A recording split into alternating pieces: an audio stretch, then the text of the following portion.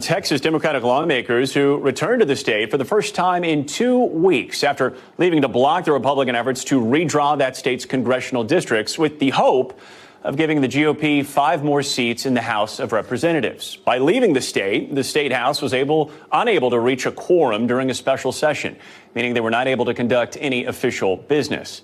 NBC News correspondent Ryan Chandler joins us now from the State House in Austin, Texas. Ryan, a bit of a deja vu moment for you here. Walk us through what happened there today, and where do things in Texas go from here? Well, it was a real hero's welcome for the Democrats when they returned for the first time in more than 2 weeks. Business is back in the Texas House with dozens of Democrats back on the floor. They walked into the House right behind me to chants and cheers from staff and supporters who have really been pleased with how they were able to stall these maps. They did get a dose of reality, though, once they were on the House floor. More punishments and ways to keep them here in Austin. The Speaker assigning a personal state trooper to each Democrat to make sure that they don't flee the state again.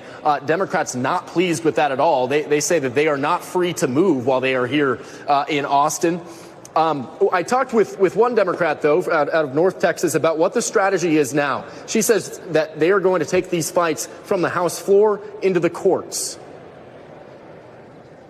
Our election experts told us we have to go back and we have to take the fight to the House floor for the legal case. This is going to land in the courts, and we're going to make a very strong case that these are racially gerrymandered maps that silence the voices of communities of color. And we think that the Fifth Circuit Courts of Appeals is going to agree with us, just like they did in the Louisiana case. So some acceptance there that these maps are going to pass. It's a challenging legal road ahead, Morgan. It's going to be expedited. It will have to be because these maps have to be in place before the March primaries.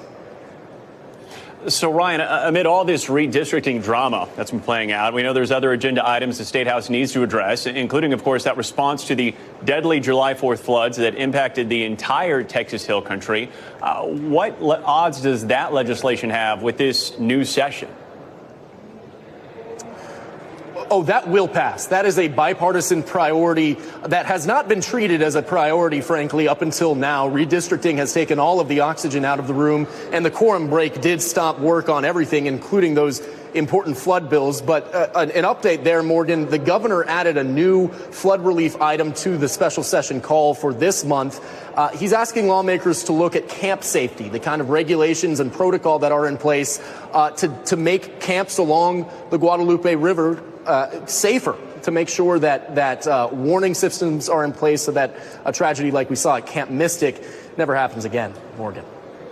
Of course. Ryan, real quickly, before we let you go, you mentioned that each one of these Democratic lawmakers now has a state trooper assigned to them. I'm curious, as much as they felt like their departure from Texas was a success, to now be back and essentially have the Republicans going to be able to pass these new maps, have any of them responded to questions about that on that front? Was that all for naught?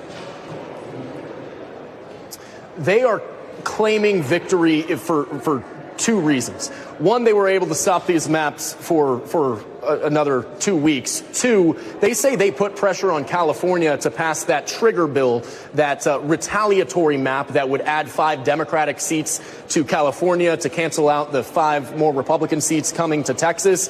They say that they were able to make California do that, so it's a victory in some way. At the end of the day, Morgan, everybody knew that these maps were going to pass. That's Texas math.